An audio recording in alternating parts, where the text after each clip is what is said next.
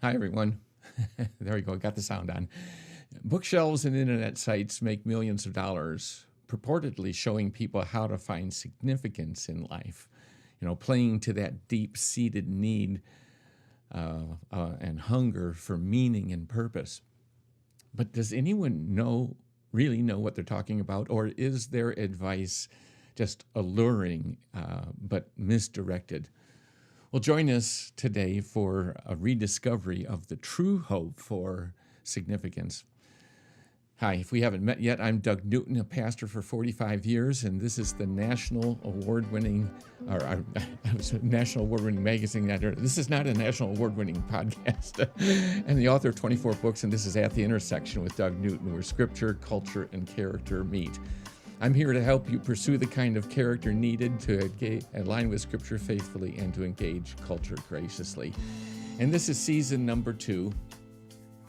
And my goal in our troubled culture is to help you focus on good character, to find it in the Bible, and then to flesh it out in your life. So, follow along with me. And I guarantee that you're going to relate to your corner of the world with exemplary grace and fresh impact. And remember, this is a no-gripe zone. Our question is not, what's wrong with our culture? It's about what's the right way to respond. So, here we go. On our last At the Intersection podcast, we challenged our culture's fascination with a narrow an unrealistic view of success. We shined the spotlight on 4 people who are good examples of true success, but whose success is unnoticed and unsung. And in doing so, my concern was to give ordinary folks a view of success that is obtainable and reassure them, rather than letting our culture's view of success leave millions of people struggling with doubt about themselves and the value of their contribution to the world. And sure enough, we got an email from a listener who posed a question that reflects that very damage. And so today, I start the segment where we invite our listeners every week to Ask Plaid Dad. So here's what our listener wrote in this email.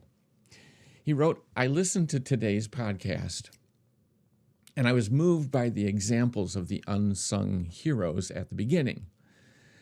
I myself have spent 2 decades passing up offers for promotion and opportunities for advancement in order to do what I thought was best for the people I serve. In fact, my wife cries every time she watches It's a Wonderful Life because she says that I am George Bailey. Now, I'll pause here in this email. You all know who George Bailey is in that movie. He was the guy who, ever since he was young, he was fascinated with the wide world. And he had aspirations for traveling the world, for establishing a big business and not to be stuck in his small town of Bedford Falls and wind up working at his dad's building and loan, just this little podunk operation as he saw it, and trying to save a penny on a length of pipe, as he put it. But every time he was close to getting out into that big world, something would happen, and he would have to forego his desires in order to stay there and be faithful to his family or his dad's business or the people in the community. So that's who George Bailey was. Let me move on with this email. He wrote, I love Jesus deeply. I've made these choices, I believe, out of right motives. And yet, though I've faithfully served my small congregation for many years, I cannot shake the feelings of frustration, of bitterness, of self-loathing for not being more successful as defined by the culture for myself and my family. Question 1, what are your suggestions for getting me free of these feelings? Question number 2, clearly the bitterness and self-loathing are not from the Lord, but is this type of frustration always a result of pride, Or could it be a sign that I'm being called to something more? Well, first, I just want to say thanks so much for being so transparent in this email. It's such a heartfelt and important question that I decided that my answer should occupy the entirety of this podcast rather than having it be part of a tag on at the end. So this is really going to be the whole thing. And I know that my answer is not going to be precisely what he's asking because it really raises a bigger issue, but I hope in the context of doing that, my friend who wrote this email from across the country will find that it can still be an encouragement to him. So here we go. You know, in Greek mythology, there were these beings called sirens who were beautiful women with upper bodies of humans and lower bodies of birds, which immediately makes me wonder how they could have been considered beautiful, but that's another matter. And it must have been their voices because according to the mythologies, they sang so gloriously that even that nearsighted sailors in the Greek tragedies thought they must have been beautiful, you know. For as the stories go, sailors were lured toward rocky shores and inevitable shipwreck by the sound of their songs. And in the most famous Greek tragedy, Homer's epic poem, The Odyssey, the hero Odysseus plugged his sailors' ears with wax to keep them from being drawn into the catastrophe. And ever since the time of Greek mythology, the siren song has become a metaphor for anything that sounds alluring but leads to destruction. And that's why I titled this podcast, which was triggered by the Ask Plaid Dad question, I call it The Siren Song of Significance. You see, the topic of significance is huge in our culture. Don't get me wrong, the desire for significance is not wrong. It seems to arise from the search for meaning, which social psychologists and moral philosophers have long claimed is arguably a human's deepest existential drive. However, this hunger for significance can attract people toward rocky shoals. Our culture's advice for finding significance is filled with songs of sirens. And so a person should always ask, all right, what am I sailing toward when I'm looking for significance? Where am I headed? And I think the Ask Plaid Dad question that we're thinking about today might, and I say might, be a sign of a siren call coming from our culture. Because there's this call in our culture whose lyrics always include the words, something more, there's something more, there's something more. It can be almost haunting for people, even taunting them, you know, people who believe in the importance of making an impact, of benefiting other people, of fulfilling a calling, of pursuing excellence, of making the most of opportunities, of being a world changer, et cetera, et cetera. People who have this inner drive, a really good drive to do the most they can, to be the best they can, often don't realize how that sets them up for the rocky shoals of disappointment, sensations of failure and underperformance, disappointment in themselves, and they just wonder if they are not involved in or are not accomplishing things that kind of hit a certain level of influence and impact. Is there something more? It's kind of like the high strikers carnival game, you know. No matter how hard you swing the mallet, they never seem to ring the bell. I've lived with this taunt most of my life until just the last few years. I live with this lingering under the surface question, shouldn't I be accomplishing more, having more impact, moving on towards something more? Isn't there something more where I could do something more and have more impact? There's got to be. I thought I should be asking that question if I really cared about people. What more can I do? What more can I give up? What more could I create? Where else could I go? Where else should I go?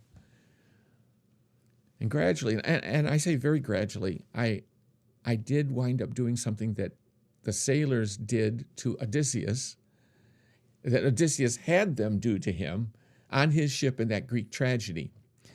He not only had them plug their ears with wax, but then he said he wanted them to lash him to the mast so that he couldn't order them to steer the ship, and they couldn't hear him, even if he did, that they couldn't steer the ship in the direction of the siren's call as they sailed nearby. And so, in kind of Odysseus fashion, I began to lash myself to a fundamental conviction of a bygone era with a different culture, a culture where people lived with a different vision of life, one that was not so unrealistically expansive as ours today. Now, I need to explain what I mean there. So I'm going to start with this question. What is the biggest difference between our world over the last 100 years, that world, and the world of all human beings for thousands of years up until the early 1900s? So all of humanity, all of human history up until 1920, what's the difference between that world and our world now? I mean, before airplanes and cars and telephones and photography and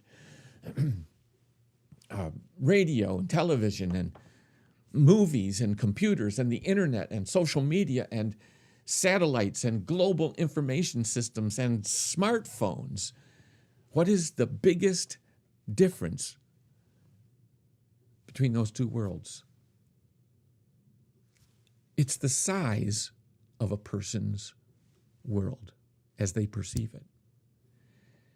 You see, the common person's knowledge of the world up until the 1900s was quite limited comparatively.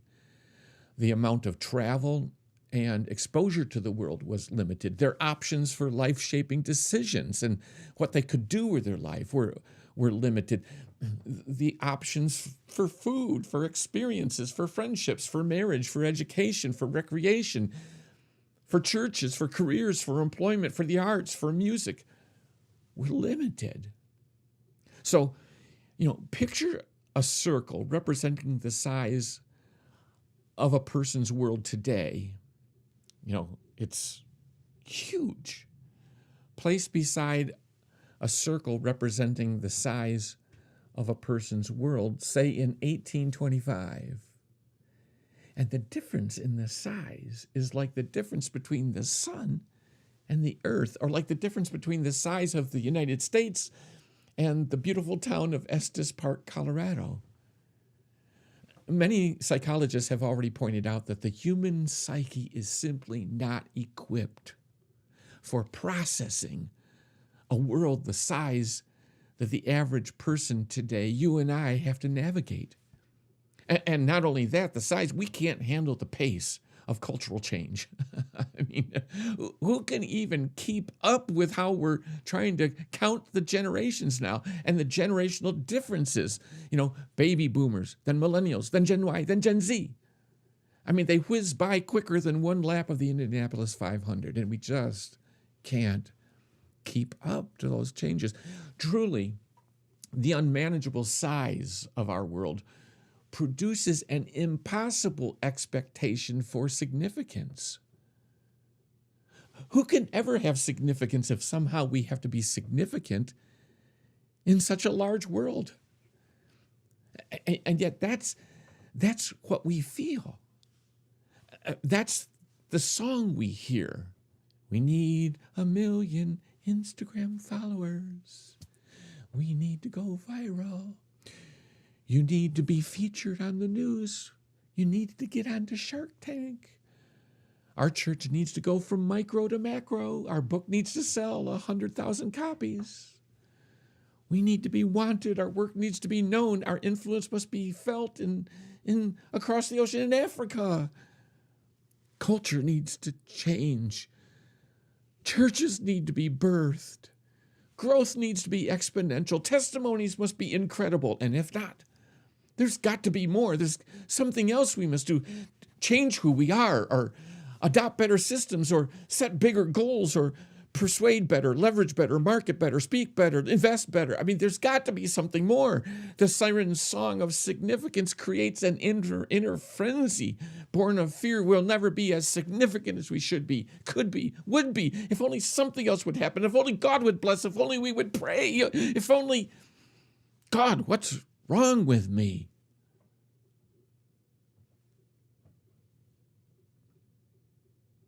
I lived that.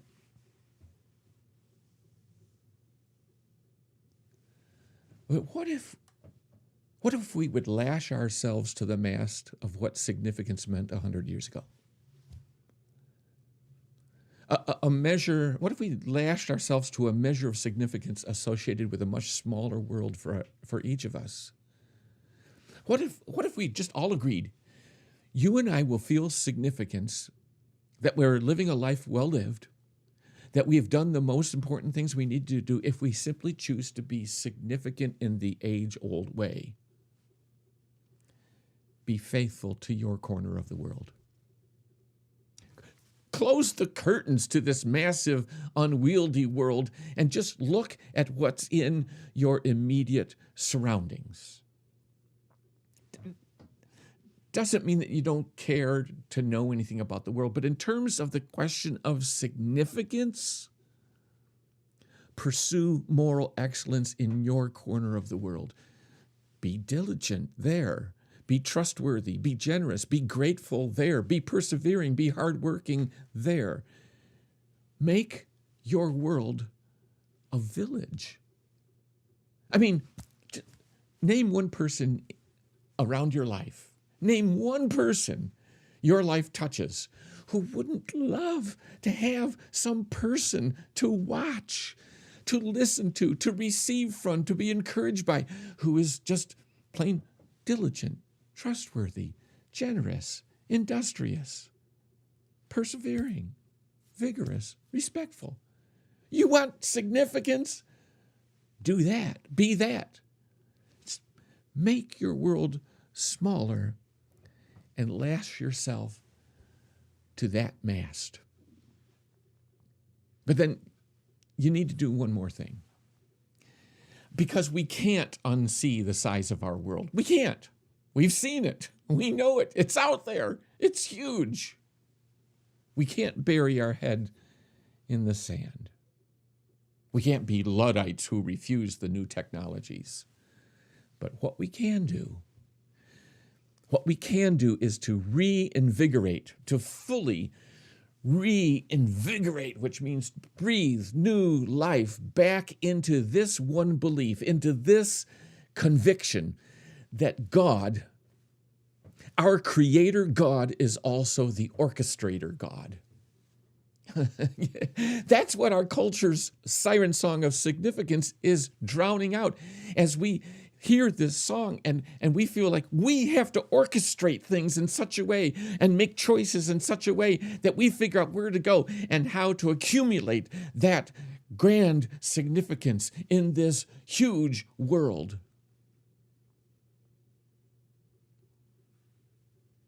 And that song, that siren song of significance, is drowning out that simple conviction: our creator God is also the orchestrator God. And the only significance worth having is that which God is bestowing. Now, be very careful. I am not saying here what you hear even in many books written by Christians for Christians, that our significance comes from being a child of God. And I understand what they're saying. I understand that our significance is in our identity. Yes, that's true if you're talking about our significance to God. But the world around us does not particularly care, oh, you're significant to me because you're a child of God.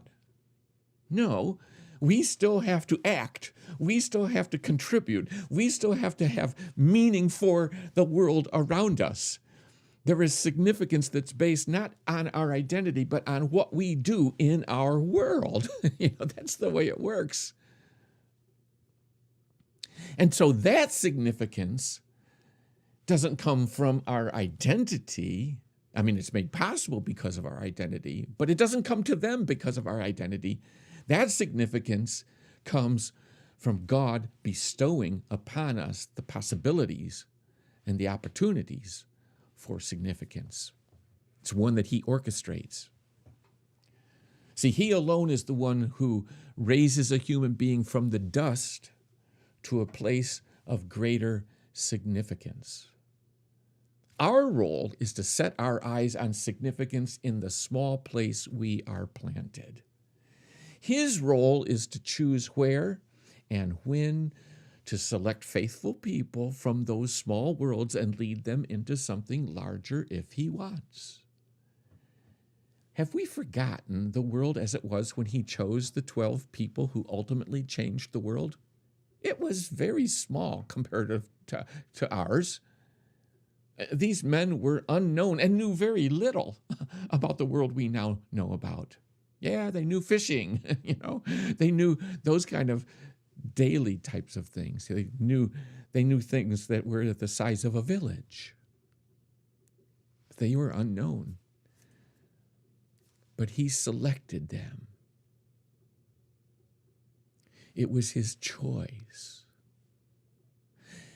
Have we forgotten in our zeal to produce disciples who produce disciples who produce disciples so that there can be this exponential growth? Have we forgotten in that zeal to kind of, in a sense, produce disciples with this siren song of significance in our heads, that to be a disciple is to wait to be selected? D.L. Moody was a famous man of great significance worldwide. So much flowed from his life and that has lasting impact even today. But D.L. Moody would not have become the great man of significance if not, as history records, for two elderly women who one day approached him and offered to pray with him faithfully for several weeks or months that he would be filled with the Holy Spirit. The world does not know it, or as Lincoln said, nor long remember. These two little ladies. And yet eventually, Moody had that spiritual experience that transformed him from an already highly competent speaker to a divinely empowered speaker, leader, and visionary.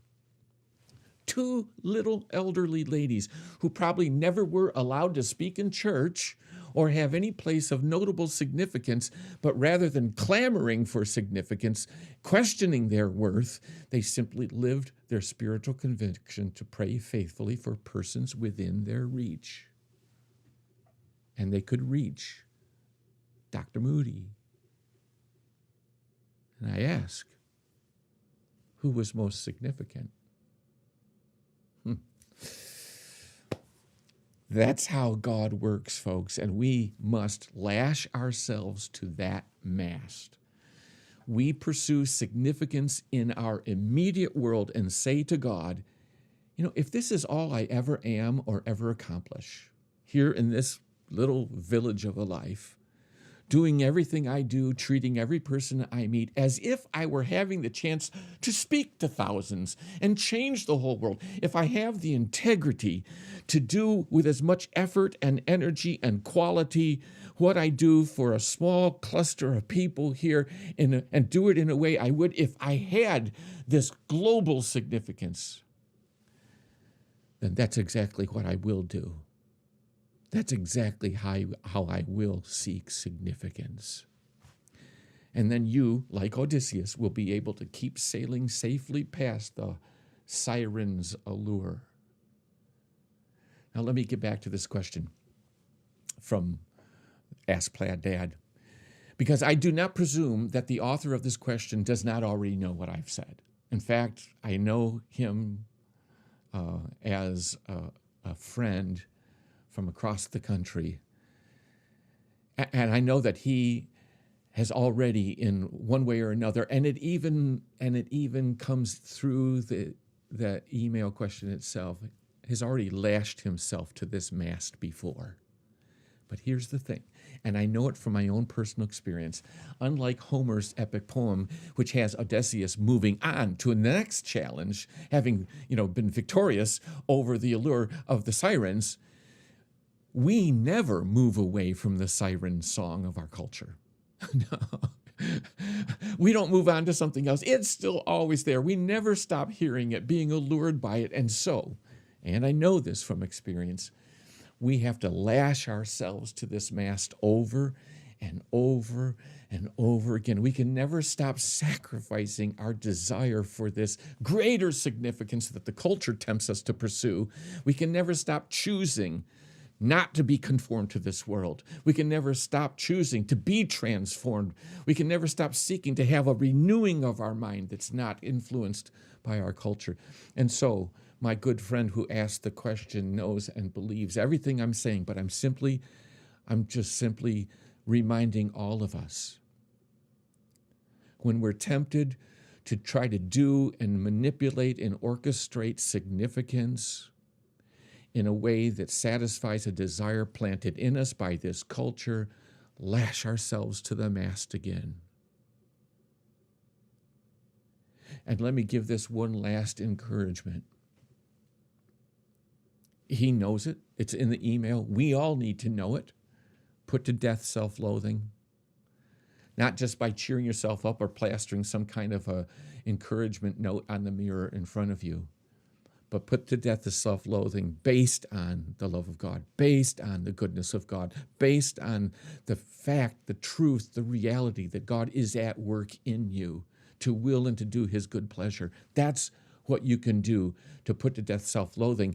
And as far as, this kind of allure to look for maybe there's something else, hey, just be significant in your small world. And that's everything. That really is everything. And the something more, if it happens or not, is entirely up to him. He is Lord. Let him do whatever seems good to him.